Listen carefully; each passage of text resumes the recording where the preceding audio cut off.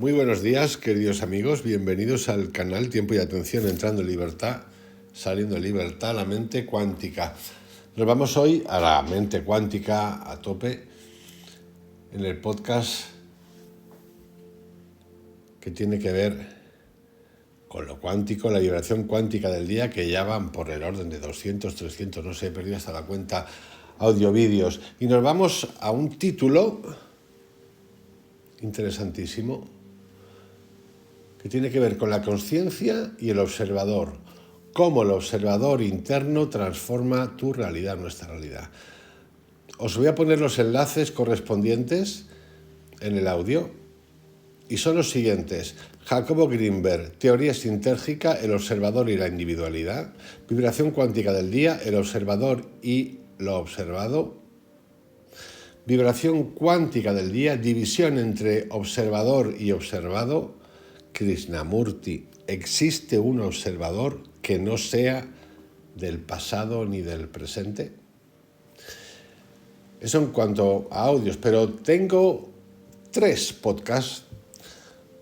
El primero es David Hawkins, El mapa de la conciencia, que ya tiene 24 episodios. La conciencia cósmica, la mente, que ya tiene 5 episodios. Y la conciencia y la psicología cuántica, que se compone de 23 episodios. Con lo cual, lo que cuento hoy más lo que tenéis ahí, tenéis una mini biblioteca para entreteneros si queréis, si así lo queréis. Y queréis investigar, junto con las meditaciones que hagáis, con los cursos que hagáis, con los viajes y los cibios que hagáis, en esa búsqueda personal que tenemos todo, en ese camino del héroe. El mundo fenomenológico que experimentamos cotidianamente y que percibimos a través de los sentidos es resultado de ese fluir permanente de pensamientos que regularmente suceden inconscientemente y de modo descontrolado. Porque ignoramos nuestra naturaleza, nos asumimos solo como creados y no como creadores.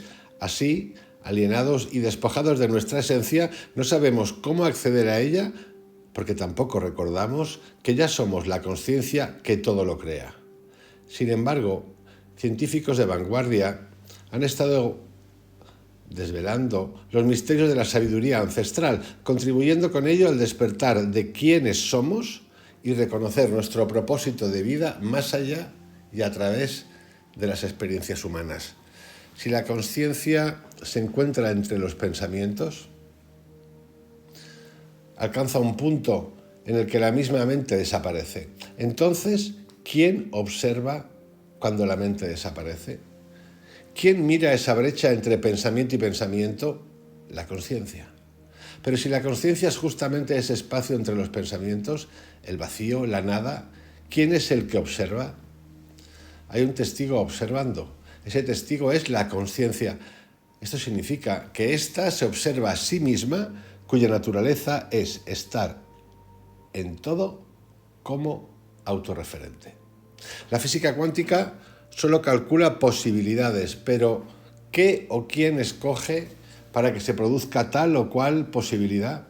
La conciencia tiene un papel como observador y este no puede ser relegado, pues es crucial su desempeño, tanto en la creación como en la elección de posibilidades. La física cuántica entiende qué hace un observador, pero todavía no sabe con certeza quién es ese que observa, pues es difícil encontrarlo, porque no está en el cerebro ni en ninguna parte de ella, es no local, porque es la misma conciencia que se observa a sí misma en sus expresiones corpóreas e incorpóreas. Es el espíritu que subyace en las formas de eso que conocemos como materia, pero también en el mundo amorfo de las posibilidades potenciales, observándose a sí mismo, porque no tiene principio ni fin. Ha sido y será la conciencia inmutable y perenne. Podemos envejecer y cambiar físicamente, madurar psicológica y emocionalmente, cambiar de pareja, de trabajo, generar frecuentemente circunstancias diferentes en nuestras vidas, pero hay algo que nunca cambia. Permanece inmutable como el testigo silencioso. No es inseparable. Esa es la conciencia, el fundamento de la existencia subjetiva y fenomenológica.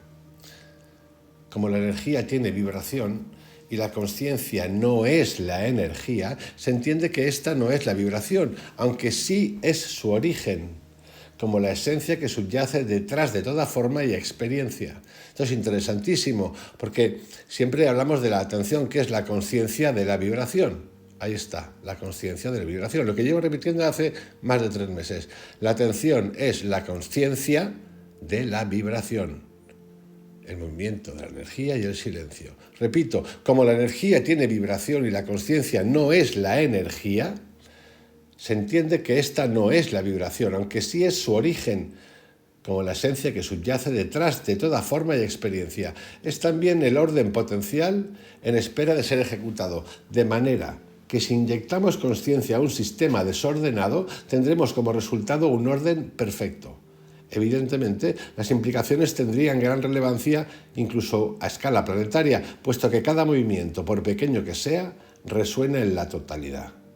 Sin embargo, el hecho de que la consciencia se manifieste en formas particulares de energía no supone que sea local, sino que no es local. Es decir, es no local. Esto lo prueban teorías como las de Carl Jung, quien plantea el inconsciente colectivo, así como la teoría del campo mórfico de Rupert Sheldrake, autores que hemos tratado ya en el canal, a través de las que se supone o se pone en evidencia que no somos seres aislados y sin ningún tipo de vínculo. Por el contrario, juntos conformamos una red de interrelaciones, influyéndonos, configurando y co-creando el mundo fenomenológico de las cosas. Aunque se entiende que la conciencia de totalidad es el fundamento de nuestro ser y la fuente de todo, es difícil explicar cómo el universo se vuelve existente, porque este no puede existir por medios mecánicos, sino por leyes cuánticas, en cuyo funcionamiento no puede quedar fuera la conciencia, pues sin ella simplemente no existiríamos. Los físicos lo han intentado, pero sucede algo inesperado que los deja desconcertados y que evidencia la existencia de algo más que el objetivismo. Ellos ya están revelando estos misterios, incluso encuentran que difícilmente pueden mantenerse neutrales ante los descubrimientos de sus investigaciones, pues impactan su vida. Así es que la física cuántica ha hecho evidente que el observador no puede quedar fuera de lo observado. Se sabe ahora que la observación afecta a lo observado. Los físicos se desconciertan y se preguntan, ¿quién es el que observa? Pues pareciera que hay algo que no son ellos. No son muy conscientes de lo que realmente está sucediendo y no saben muy bien cómo interactuar con ese algo que todavía no es una cosa. Entonces, ¿cómo proceder con ese algo que paradójicamente también es nada? Se ha encontrado que eso que parece nada y al mismo tiempo es algo a nivel de la física cuántica es un campo de posibilidades. Y es muy real, aunque parece vacío en la superficie, en la fuente de todo, puesto que si no existiera tampoco habría átomos, colapsarían y los electrones se disiparían o dispararían en el núcleo del átomo, del que ellos mismos constituyen parte importante. Incluso nuestro propio cuerpo se colapsaría a tal punto que se plegaría hasta un tamaño microscópico.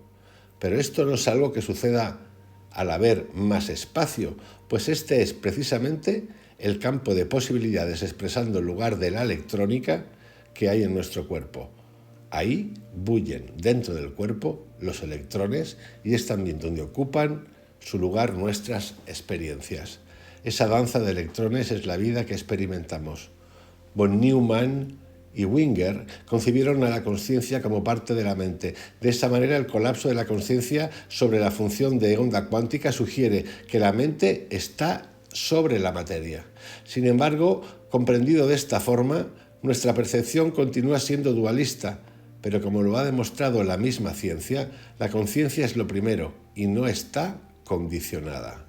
Solo ésta existe y la conciencia elige entre las posibilidades disponibles reconociendo una posibilidad en particular para un suceso en particular. Ya lo decía en 1955 el matemático John von Neumann. La conciencia es una condición necesaria para colapsar una onda de posibilidad. El observador y lo observado. Cuando la conciencia reconoce una posibilidad, la elige y ésta se concreta. Esa realidad, como experiencia, introduce una división entre sujeto y objeto. Entonces, ¿cómo la conciencia, que es indivisa, con todas sus posibilidades, se divide entre el observador y el observado? Los rishis de los Upanishad lo dicen así: tú eres eso. Pero entonces, ¿por qué nos sentimos separados y el todo se vuelve muchos? Ellos mismos sostienen que el todo se divide por la fuerza de la ilusión, Maya. Es así que lo ilimitado se experimenta a sí mismo como limitado, porque la conciencia es autorreferente. Dicha naturaleza encuentra su punto de apoyo en la sabiduría de que yo soy eso, eso eres tú, nosotros somos eso. Así, tampoco la división entre objeto y sujeto es real, es solo una ilusión. De acuerdo con Goswami, del que también he hecho unos cuantos vídeos, es la conciencia en su mismidad. Puesto que hay alguien que decide observar, es también quien crea su percepción de los objetos físicos y del mismo cuerpo. El cerebro también está compuesto de la no sustancia, es decir, del mismo vacío que está en todo y que crea todo. Como instrumento que descodifica y vibra con la energía e información, posibilita la percepción de cosas sólidas y materiales. Podríamos decir que el cerebro es un sensor que sintoniza con la vibración de un campo no local, porque es omnipresente y tiene infinitas frecuencias. El cuerpo es solo una percepción que tenemos en el espacio y el tiempo, en tanto que tiene una ubicación y existencia en ambos. En ese sentido, tiene un principio, un intermedio y un final. De la misma manera, el mundo se nos presenta como una continuidad de percepciones y concordantemente está compuesto de sucesos espaciotemporales. Lo encontramos como eventos que suceden en el espacio y tiempo, igual que el cuerpo tiene un principio, un intermedio y un final. Así que el cerebro es un instrumento que nos sirve para tener percepciones del cuerpo y del universo físico como objetos aparentemente sólidos y materiales. Lo que vemos a nuestro alrededor es lo que se manifiesta a través de la esencia, expresión del orden implicado, como diría Bohm. Esto sucede justamente porque es la conciencia la que presenta un papel esencial en la existencia del universo, pues somos los artífices y la obra de arte, la conciencia que elige experimentarse en alguna de tantas posibilidades que colapsa. Tal idea apoya el pensamiento de John Wheeler, quien sugiere que en lugar de hablar de un observador, como pensaba Einstein, hoy hablemos mejor de un participante, en tanto que afectamos la realidad al observarla. Además, el universo está cambiando constantemente de lo implicado a lo explicado, es decir, de lo invisible a lo visible. Está permanentemente respondiendo a la consciencia y en ese fluir es siempre inacabado. Es como si fuéramos un universo. Es que somos un universo. Y pasamos y hacemos de nuestro trabajo, en el viaje del héroe, de lo invisible a lo visible, de lo visible a lo invisible, en un recorrido constante. ¿A través de qué? A través de la consciencia. Así que la consciencia siempre está creando, dando forma al mundo fenomenológico y generando experiencias humanas. Influimos en la realidad según nuestra percepción y ésta se afecta por lo que vemos. Sin embargo, pensamos el entorno como algo muy concreto, en cuyo escenario las cosas tienen una naturaleza local y nuestro cuerpo, con el que nos identificamos, lo percibimos limitado. El pensamiento objetivista y reduccionista se ha impuesto a través de los siglos, condicionándolos y reproduciendo la idea de que el mundo existe independientemente de nosotros. Por eso regimos nuestras vidas según las leyes deterministas, a través de las que suponemos que no tenemos ninguna influencia en la realidad externa e interna que experimentamos. Los descubrimientos de la física cuántica revelan que el simple hecho de observar algo tan pequeño como un electrón, por ejemplo, cambia sus propiedades solo con poner la atención en lo que está sucediendo, lo que sugiere que el acto de observar es ya creación. Como lo señalan algunos físicos, la sabiduría ancestral asumía justamente este punto de vista respecto a cómo funciona el mundo. Así que tanto la teoría cuántica como la sabiduría contenida en los textos antiguos sostienen que es en la realidad invisible, o como diría David Bohm, en el orden implicado donde creamos las circunstancias de nuestra existencia. Para Braden, la matriz divina aparece como una pantalla cósmica que nos permite ver cómo la energía no física de nuestras emociones y creencias se materializan en nuestra vida. En el cerebro subyace un yo que elige tener percepciones en un espacio-tiempo. Pero ¿dónde está ese yo? Este es el observador, el testigo que está más allá de sus propios pensamientos, el que crea los escenarios, pero no es los escenarios. Crea la obra para ser el espectador. Las percepciones cambian, pero no el que percibe. Los pensamientos también cambian, pero no el pensador. El yo es el observador que observa su propia obra como una forma de la consciencia que se experimenta a sí misma.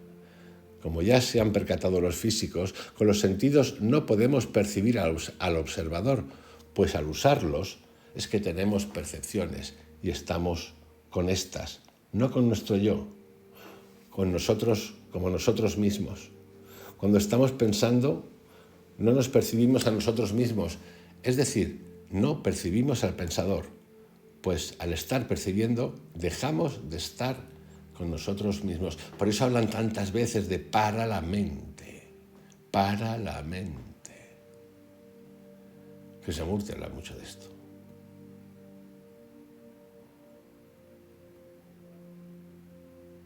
El silencio. El verdadero yo es el espíritu. Es no material, sin principio ni fin, no se crea ni se destruye, es indestructible, inmortal, nada lo daña, no tiene espacio, tiempo ni dimensión. El yo esencial es perenne y autorreferente. No podemos encontrarlo, pues nunca se ha perdido. No accedemos a él por el pensamiento o haciendo algo. La única forma de sabernos uno con él es siendo, lo que nos lleva a reencontrarnos con quienes ya somos. Por eso, ese camino interior es un camino al reencuentro, lo que ya somos.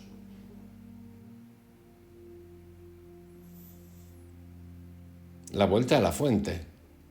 No podemos encontrarlo, por eso dice Krishnamurti. Y por eso te decimos aquí, la meditación sirve sí y no, pero en muchos sentidos. Una vez que estás, has soltado.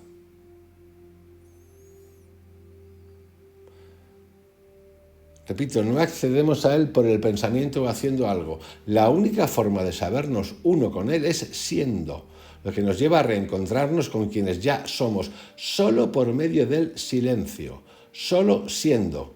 Puedo conocerme a mí mismo. En un universo holográfico parece que el sueño se está soñando porque se experimenta a sí mismo. Dios se experimenta a sí mismo. Por eso la pregunta, ¿quién crea a quién? ¿La parte crea al todo o el todo a las partes? Esto pierde todo su sentido.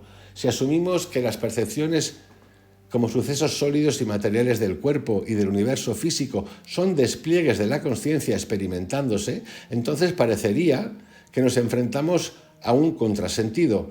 El que observa está más allá de las observaciones, el que piensa está atrás de los pensamientos, el que crea la obra está más allá de la obra, no es la obra. Sin embargo, en un sentido no dual, trascendente, de totalidad y síntesis, aunque parezca paradójico, puesto que todo y todos somos una sola conciencia, el espectador es también el escenario, el que percibe es también las percepciones, el observador es también lo que observa. Experimentarse como algo separado es una elección de la consciencia para vivir la dualidad y la fragmentación. El pensamiento lógico y racional no es capaz aún de comprenderse como el uno, que solo juega a ser una pieza de ajedrez disociada del resto. Las percepciones suceden en un tiempo y en un espacio. Todo lo físico, como el cuerpo, se localiza en este último. Se expresa en tercera dimensión, altura, anchura y volumen. Existe en un tiempo limitado, no es perenne. Incluso los mismos pensamientos son eventos que titilan en un espacio y un tiempo. Tienen principio y son finitos. Tienen también un lugar en la consciencia. Asimismo ocupan uno en un simple parpadeo. De ahí que la percepción se encuentra limitada por el tiempo, pero el que percibe es atemporal, es el testigo que nunca cambia, en cualquier forma que elija expresarse. carece de dimensiones y de tiempo, no tiene principio ni fin. Es el que observa su propia obra observándose a sí mismo. Tampoco se sitúa en ningún espacio, pues su naturaleza es no local. No está en ningún sitio, pero está en todo. Es todo. Aquí os dejo hoy este texto que ya tiene sus añitos, bastantes.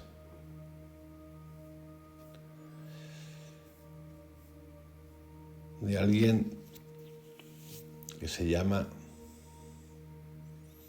Juventina Salgado Román.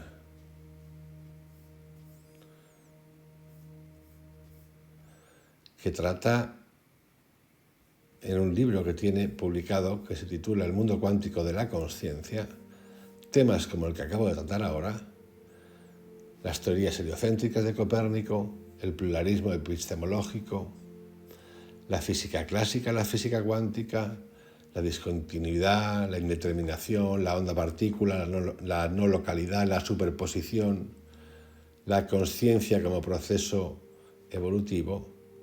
En fin, un montón de cosas. Autora fascinante, os la recomiendo. Os envío un abrazo, que tengáis un excelente día y continuamos mañana con más cositas de este tipo porque estamos muy cuánticos, muy cuánticos. Recordaros que este año en el canal es un año de acción. Así que vamos a por ello, nos queda poquito. Estamos acabándolo ya, parece que no, pero ya estamos entrando en noviembre. Que tengáis un excelente día, hasta mañana.